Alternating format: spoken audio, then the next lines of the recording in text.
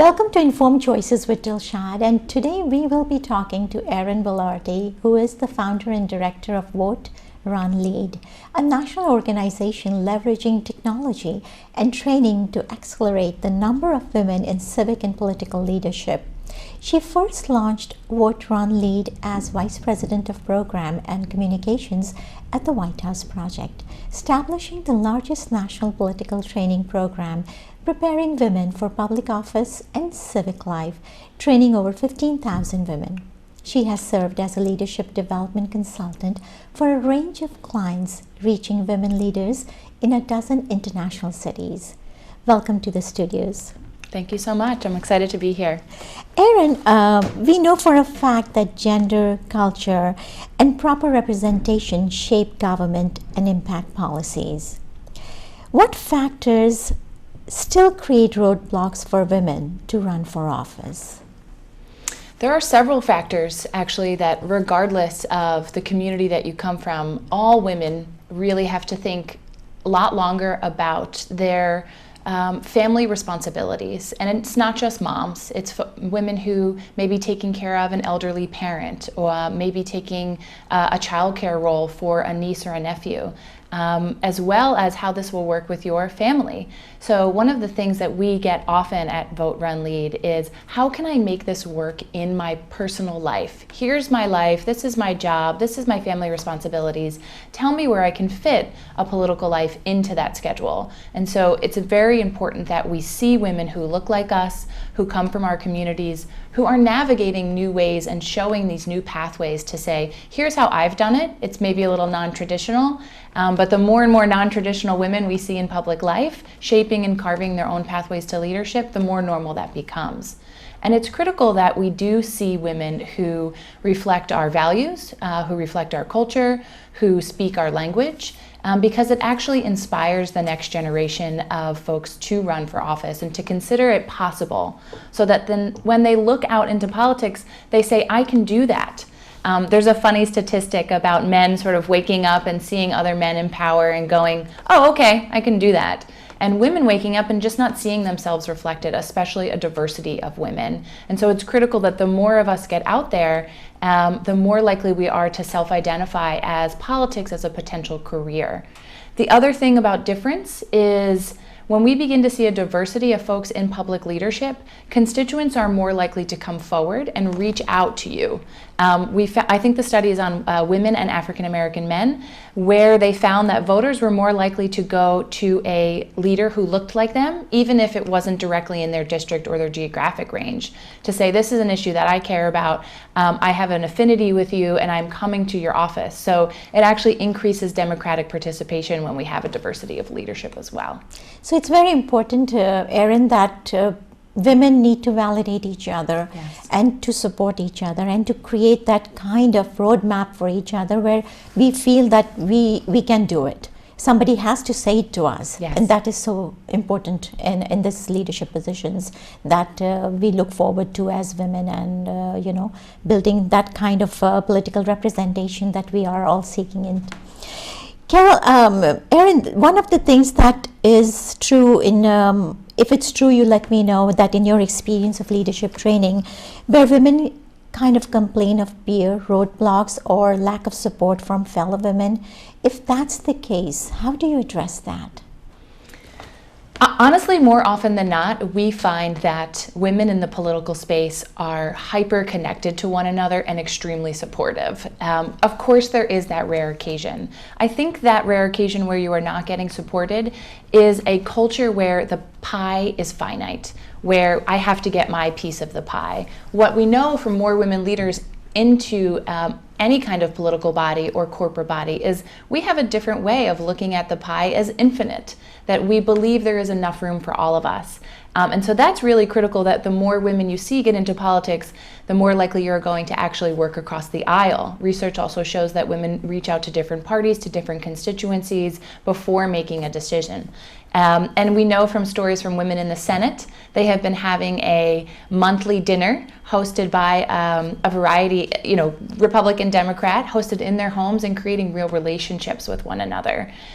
We saw it when the government shutdown happened a few years ago, that it was the women of the Senate Senate and their personal relationships that allowed them to actually bring forth a budget deal to make it work for our country. We see this a lot locally. In Colorado, there's she's Latina, she's the head of majority leader in the Colorado legislature, and she has mentored a 24-year-old Latina who is now a city council member. So in politics, the trend is to actually find women supporting other women. We see more women who want internships with women candidates specifically, or with women in the legislature, because they're going to get the inside scoop about how it really works for women in the state house, women in the city councils, and women in our Senate. When we do come up against someone who has had an experience where maybe the women in her workplace have been less than transparent or supportive with her, we really suggest the old-fashioned coffee method, and bring that woman her favorite coffee, sit down in her office and say, I want to have a conversation with you about how we can build our relationship. Most often when we have seen people go out and use a very simple tactic of extending an olive branch, that there is a bit of relief by often an older woman who may have been for a long time the only woman in her office, a bit of relief to say, well, thank you for coming with me. I'd love to start a relationship with you too. But also look for male mentors as well. We know that if every woman only mentored women, we would still be at the same number. So we also need both male and female mentors in our political and professional circle. So Erin, tell us briefly about the role your organization plays in charging women with their leadership potential. Absolutely. At VoteRunLead, we really believe that technology can help to augment and supplement the fantastic work that we're doing in person, and that many organizations are doing to bring women together in rooms and conferences and networks. The first thing that we do is we have a tool for you to invite a woman to run. It's at invite.voterunlead.org. That's awesome. And it's really great and simple. You put one email address in, you think of one woman that you think should run for office. She accepts her nomination to be a part of our community, and we send her a starter kit. And that starter kit includes 10 things to think about before you run for office, the decisions that you need to make. It gives you an ebook on the 4 offices of state legislatures, county commissions, city councils, and school boards. So that also comes with web classes that you can watch from real women in the state legislature all over the country, telling you the stories of how they've done it. Oh, wow. And follow with that, you can take our live classes all throughout the year. We have about 4 more before the end of the year, but they're all year round and can be found on our website. So they can join anytime? Join anytime. And then we continue to travel the country. I think it's really important at VoteRunLead that we go to places like rural Tennessee, that we get to Dallas, Texas, that we're out in Colorado and we head out to the western frontier. We need to go where women are. And last year we did a 7-city conference. Next year it will be in 10 cities called Dare to Lead. Wow. And that's a great way to get locally connected in who in your community is helping and supporting women. There's the Somali Action Women's Network in Minnesota that, each year a handful of women come to that. And they, from Somali Action Women's Network, joined VoteRunLead. And now there's a Somali American woman who will be the first Somali American in any of the 50 state legislatures in Minnesota. That's really incredible to learn. Get connected in any way, but also you can self-nominate. If you think that maybe you want to run for office one day, self-nominate, you'll get the starter kit. But you are right. When we ask each other to run, when we fuel each other's ambitions and say, I think you would be great. Yeah. Oftentimes, we know we'd be great, but it's in the back of our heads. Right. And we've got to have somebody to help pull that out. And the research says that as well, that when we ask women to run and we ask them to be political, they say yes. But it is so interesting that even in this age and time, those kind of cultural narratives play behind the back of our mind that we cannot do it. We have the capacity, we know we are intelligent, and still we feel that someone else, when they validate us, we feel more empowered to take that action. Erin, tell me, how can women of color and girls of color communities join Vote, Run, and Lead? Absolutely. Our community is about 60% women of color. That's something we're very proud of. And just, I would say, take a look at the photographs on our site. Find someone who looks like you, and most likely there's a story somewhere in one of our leadership sections on that particular woman. Get inspired by, you know, browsing some of the short clips. They're 2-3 minutes long, of a woman who inspires you. Or find a woman in your community and ask her some of the questions. You know, how did you do this? How did you break into what is a very white man's arena? Right. And you know, more than often, those women are looking to have coffee with younger women. We will help set that up. If there's someone locally, we'll help you make that introduction. But we specifically have resources around women of color in leadership, Native American women, Asian American women. Members of our advisory board are more than excited to help, from the Hmong American community, from the Southeast Asian community. And so we have a really beautiful network of women who are at the ready. And so if you ping me or ping our info we'll make that connection. But there are also very specific women of color resources.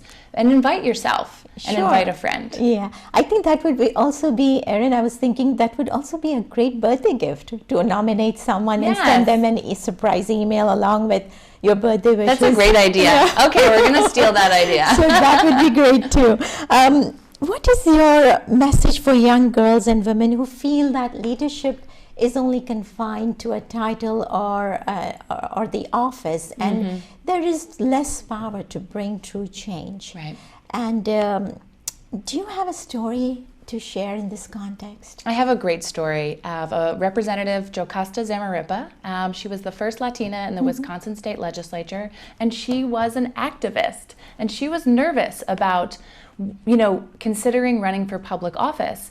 But if we don't get more activists inside of halls of power, we're going to be knocking on those doors. And what she realized was that she needed to actually be writing the legislation. And she has been a very strong voice on immigration inside the halls of power. And so she's been able to stand up for what have been very regressive pieces of immigration legislation, and she's been a stopgap in a way that it doesn't have to go to the activists just yet. If she's there, it makes their job easier. Right. And she did this amazing thing, and she brought 3,000 Latinos to the Capitol to protest and rally, and sort of was like shut down the Capitol. I forget the title of it, but over 3,000 people came together. That's because incredible. She's a bridge. So the more activists we have in formal positions of power, the greater the bridges are to those communities. You know you have an ear of someone who understands what you're trying to accomplish. And too often women have had that behind the scenes power. Absolutely. We are in very formal ways being a number two, and in informal ways in holding the community together, bringing the food to the meetings that allows people to stay late and do the hard work. Right. But not enough of us are actually getting the credit for that kind of contribution. And a few more of us are going to have to step forward and say, no, this happened because I made this happen. We also have a hard time using I. Yes. You know, we say we. We train people to say my team and I, so that you get more comfortable with saying I led a team of fantastic people, but you did lead that team. Yeah. You weren't an equal member, you were the leader. And so even just changing our language a little bit to really claim our power and claim our contribution. Absolutely. You know, that reminds me of a recent kind of change in communication in the White House, where I think President Obama led that every woman should take that brag. People just kind of label this as, I don't want to brag about myself. Right. But I think we have let it loose to that extent where we often kind of overlook taking credit for something that we have done. Right. And President Obama had this communication thing that where a woman says something, the other woman validates it. Yep. That this is something that the idea comes from her. And I think what you just mentioned, that claiming that space and that credit is legit. Absolutely. We have a funny tip at VoteRunLead. So if it doesn't feel, you don't want to feel like you're bragging, but you do want to have that feeling about when at the end of the day you call your mom or you call your husband or you call your best friend and you say, oh, I really killed it today. That's what we want you to say, right? We want you to have that positive, I really killed it today. I did something great. I kicked butt. I accomplished this. And that's what you should be tapping into. Not that bragging feeling of being boisterous or, you know, taking something that might not be yours. But that end of the day feeling of accomplishment and letting folks know that you're someone who can get things done. That's awesome. Erin, I would really like, and I think the audience would also love this, if you could give your website address. Absolutely. absolutely. Our website address is VoteRunLead.org. We're a nonprofit, and we are welcoming of all women, whether you have a party, no party, you're not quite sure where to start, or you're ready to run for office. We have resources that are just for you. Thank you, Erin, for being here and sharing such amazing leadership work undertaken by Vote Run and Lead. Thank you so much for having me. Ladies and gentlemen, as we heard that Vote Run Lead supports the aspiration of women who want to transform our country and democracy through their participation as leaders. Currently, the United States ranks 97th for women's representation across the world, after countries like Rwanda, Bosnia, Cuba, and Spain. At the rate the US elects women to the House and Senate, it will take 105 years for women to be half of the United States Congress. Women have had the right to vote for 96 years, no doubt, but not very many women were running for office until the last 4 decades. And of the 535 seats on Capitol Hill, currently less than 20% are filled by women. We need a new generation of diverse women leaders who are representative of all minorities and who can create the face of true democracy in our country. Those women need practical guidance and powerful support as they enter the political process. Vote Run and Lead is helping us reach that goal, but it cannot happen without our support and vision of believing in gender equity and encouraging girls and women to either self-nominate or reach out to others so they can transform their potential and talent into meaningful leadership. Thank you for joining Informed Choices with Dilshad, where together we hope to craft better perceptions.